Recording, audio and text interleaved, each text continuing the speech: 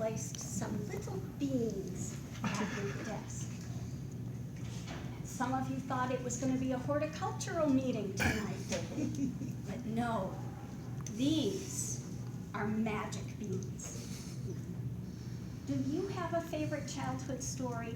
Something a big brother, sister, or parent told you when you were little? Most of us do. Childhood stories are as old as time. Childhood stories are intended to teach a lesson, wrapped in a mystery. Sometimes they're spooky, sometimes they're exciting. But every single childhood story has one thing: a moral, a lesson, something that child can take and use for their life, for a lifetime. Don't eat the beans, but you may wish on them, you may plant them, and you may enjoy them. Tonight, I'm going to tell you one of my favorite childhood stories. It's the story of the snake and the frog. You may have never heard this story before. It goes like this. Once upon a time, there was a little wee girl. She was playing in her backyard quietly, and on the corner of the forest, she saw a flash. She went over to investigate. She went over to the edge of the wood, and she lifted up the branch. And what did she see? Oh, a snake was in the middle of clamping down on a frog. The frog legs were hanging out the back. They were wiggling up and down. And she is a friend of the frogs. She has a terrarium that her mom and she made, and it has a toad in it, and she loves that toad. And seeing that poor frog struggling, she was so upset. But her parents were home, and who saves the day in the life of a little girl? Daddy does. So she ran in the house. Dad, come quick. What's the matter, honey?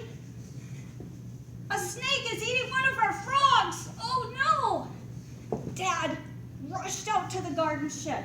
He grabbed one of the shovels and he says, "Where is it, honey? Where is it?"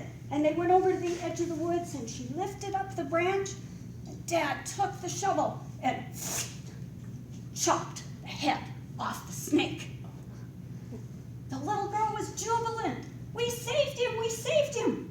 And then she was filled with disappointment. The frog legs weren't moving. No.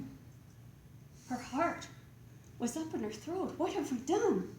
Her dad, seeing her dismay, he goes, oh, honey, we have made a terrible mistake here. But just to check, he pulled the frog out, and sure enough, it was too late. That poor frog was dead. Now he had a crying little girl, he had a dead snake, and a dead frog.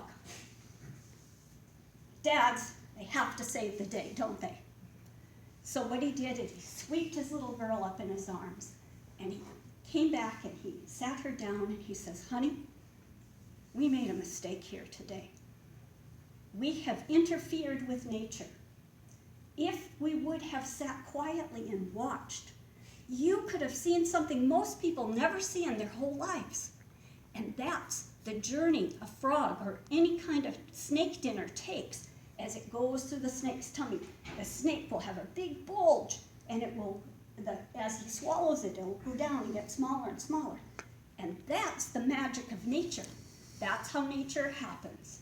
That's how everybody lives. The bigger creatures eat the smaller creatures, and that is the way of the world." So she put her little arms around him, and she says, "Okay, I will watch. I will sit quietly and take the opportunity to watch nature's magic and wonder." And her dad managed to save the day.